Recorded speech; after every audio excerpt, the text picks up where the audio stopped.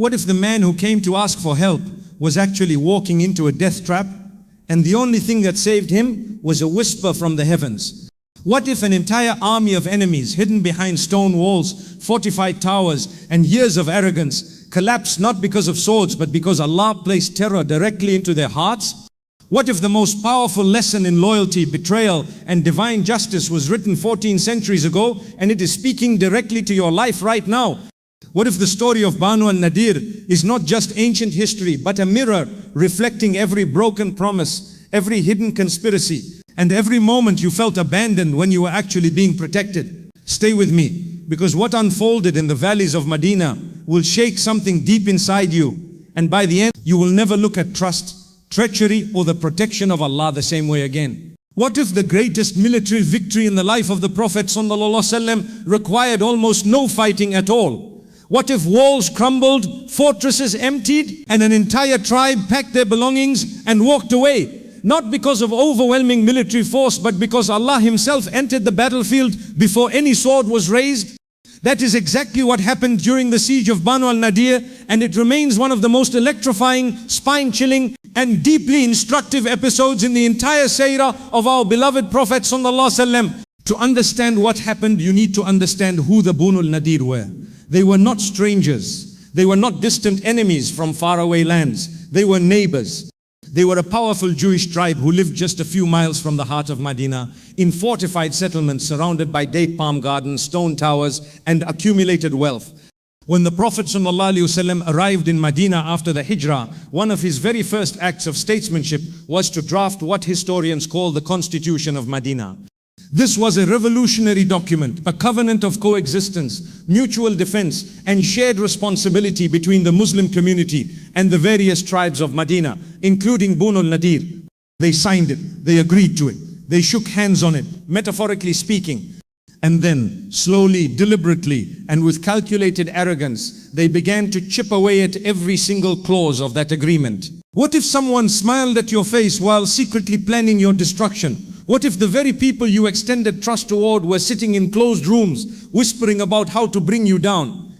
That is the precise reality the Prophet ﷺ faced. And here is where this story becomes absolutely breathtaking. After the painful and difficult battle of Uhud, the Prophet ﷺ had a matter of blood money to settle.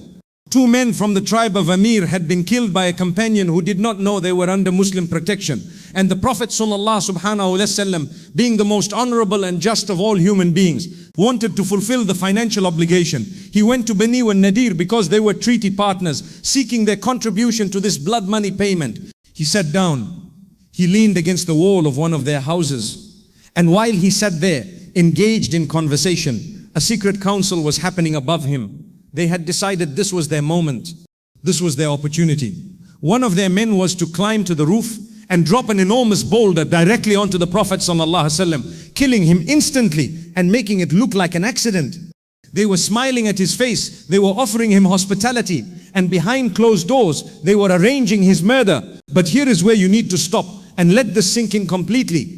You cannot plan against the Messenger of Allah subhanahu wa ta'ala knowing. You cannot whisper a conspiracy in the darkness without the light of revelation exposing it. Jibreel came to the Prophet subhanahu wa ta'ala right there in that moment and informed him of what was being plotted above his head.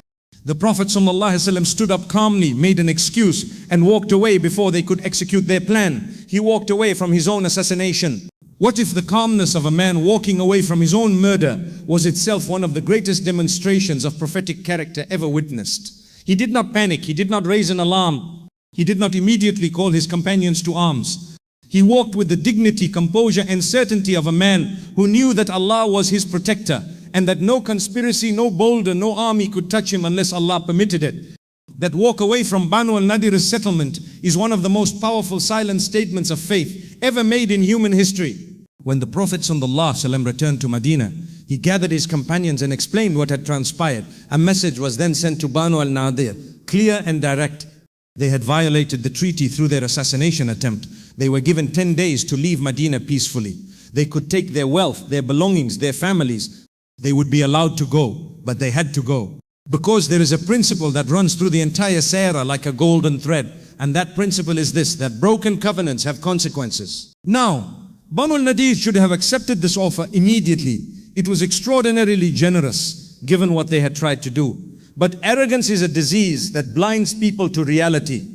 They had fortified homes, they had storehouses full of food, they had weapons, and more importantly, they were receiving messages from Abdullah ibn Ubayy, the chief of the hypocrites in Mabun, who was sending them secret communications, promising that he would send them 2,000 fighters, that the tribes of Qurayza and other allies would stand with them, and that they should not move, should not surrender, should not give an inch. What if the most dangerous person in your life is not your open enemy, but the one who whispers false promises of support and then disappears the moment reality arrives? Abdullah bin Ubay was that person for Banu al Nadir. He inflated their confidence with promises he had absolutely no intention of keeping. He made them feel invincible from behind his own safe walls in Medina, while encouraging them to stand against the Prophet ﷺ and the entire Muslim community. This is the very definition of hypocrisy, described so vividly in Surah Al-Hashr, where Allah describes the hypocrites as those who said to their brothers among the people of the book, if you are expelled, we will certainly leave with you and we will never obey anyone against you. And if you are fought, we will surely help you. But Allah bears witness that they are liars. The Prophet ﷺ ordered the siege. The Muslim army marched out and surrounded the settlements of Banu al Nadir. Walls went up, fortresses were sealed, date palm gardens lay between the two sides. And Banu al Nadir waited. They waited for Abdullah ibn Ubay's 2,000 fighters. They waited for the tribes to come. They waited and waited and waited, and nobody came. Not a single soldier, not a single arrow of support. Complete, absolute, humiliating silence. What if the moment you realize that false friends never show up is also the exact moment Allah's decree becomes undeniable? That is what happened inside those walls. The Quran describes it with devastating precision. He it is who expelled those who disbelieved among the people of the scripture from their homes at the first gathering. You did not think they would leave, and they thought that their fortresses would protect them from Allah, but Allah came upon them from where they had not expected, and He cast terror into their hearts. Terror, not swords, not catapults, not overwhelming military numbers. Allah placed terror directly into their hearts, and that terror was more effective than any weapon ever forged by human hands. Inside those fortresses, despite their food, their weapons, their preparations, their numbers, they felt something crumbling inside themselves. The certainty they had felt began to dissolve. The arrogance began to drain away. And they began to realize with a clarity that came too late, that they had chosen the wrong side. There is something else that happened during this siege that generated questions even among the companions of the Prophet ﷺ. Some of the date palms of Banu al Nadir were cut down. Date palms in Arabia were not just trees, they were livelihoods, they were wealth, they were symbols of prosperity.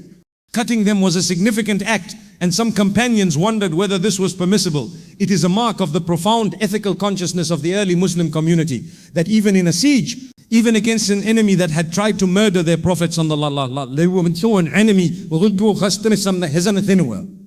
They were asking questions about the boundaries of what was allowed. Allah answered them directly in Surah Al-Hashr, saying whatever palm trees you cut down or left standing on their roots, it was by permission of Allah, and so that He might disgrace the defiantly disobedient.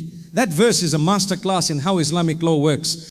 Every action taken by the Prophet ﷺ was under divine supervision. When things seemed ambiguous, revelation clarified. When companions had doubts, Allah answered. This was not a man making decisions in isolation. This was a prophet walking in the continuous light of divine guidance. The siege lasted approximately 15 days. And then, without a major battle, Banu al Nadir surrendered. They negotiated their departure. They could take what their camels could carry, excluding weapons. And so they left. The eyewitness accounts describe something simultaneously heartbreaking and surreal. They began to dismantle their own homes, piece by piece, so that the Muslims could not benefit from their structures. They carried doors on their backs. They removed ornate woodwork from their buildings. They were so consumed by spite and the refusal to let their enemies benefit from anything they left behind, that they literally destroyed what they had built with their own hands. What if the greatest tragedy is not losing what you have, but destroying what you built, because you cannot bear to see others benefit from your departure? That image of Banu al Nadir walking out of Medina, carrying the doors of their own dismantled homes on their backs, is one of the most haunting images in the entire Seerah. They left with their pride wounded, their plans destroyed, their promises betrayed by the very people they trusted, and the consequences of their own broken covenant trailing behind them like a shadow they could never escape. They settled in Haiba in the north, and they would later be involved in the coalition that formed against the Muslims at the Battle of the Trench.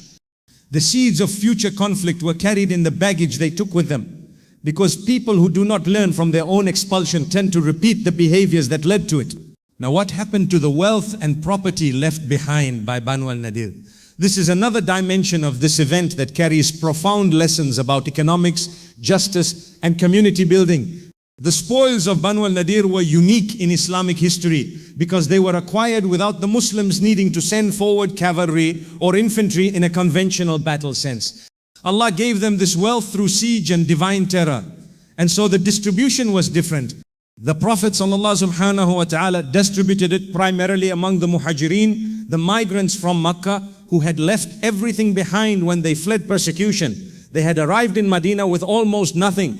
The wealth of Banu al Nadir became a means of establishing their economic independence. So they would no longer need to be entirely dependent on the generosity of the Ansar, the helpers of Madinah. What if the wealth of your enemy becomes the very resource that establishes the community you were trying to destroy? That is the extraordinary divine irony embedded in this event. Banu al Nadir had tried to kill the Prophet ﷺ. They had tried to undermine the Muslim community. And their wealth ended up being the foundation upon which the economic stability of that very community was built. Allah does not just protect His servants. He turns the plots of their enemies into provisions for their progress. The entire event of the siege of Banu al Nadir is enshrined and preserved in Surah Al-Hajj, the 59th chapter of the Quran. This surah begins with the words, "Whatever is in the heavens and whatever is on the earth exalts Allah, and He is the exalted in might, the wise." It is a declaration of divine sovereignty before the story even begins. Allah is reminding us that He is in control, that His praise fills every corner of creation, and that the events about to be described unfolded under His complete authority and wisdom. The surah then goes on to describe the expulsion in detail, to condemn the hypocrisy of those who made false promises, to warn about the dangers of breaking trust with Allah and His Messenger sallallahu alaihi wasallam. And then it transitions into some of the most magnificent theological passages in the entire Quran, culminating in the verses describing the names and attributes of Allah, ending with Huwa Allahu alladhi la ilaha illa huwa. He is Allah. There is no deity except Him. The entire structure of the surah is itself a lesson. It moves from a specific historical event involving treachery and consequences to the eternal, unchanging, magnificent reality of who Allah is. It is as if Allah is saying, look at this event, learn from it, and then lift your eyes to the one who orchestrated it all. The particular becomes a window into the universal. What if every trial you face, every betrayal you experience, every moment when the help you expected never came, is actually a divine arrangement designed to strip away your dependence on anything other than Allah? That is the deepest lesson of Banu al Nadir. They trusted their fortresses. They trusted their food stores. They trusted Abdullah ibn Ubay's promises. They trusted everything except the covenant they had made with truth. And one by one, every single thing they trusted failed them. The fortresses did not protect them. The food stores were irrelevant when terror entered their hearts. The promises were exposed as hollow, and they walked out carrying doors on their backs. The contrast with the Prophet ﷺ is absolute and stunning. He sat against a wall with an assassination being planned above his head and walked away calmly because he trusted Allah. He led a siege with no guarantee of swift victory, and Allah placed terror in the enemy's hearts within 15 days. He distributed wealth to those who had nothing and built a community that would change the world. Every single point of vulnerability in his apparent human situation was a point where divine support manifested. This is the pattern of the Seerah. This is the pattern of prophetic life.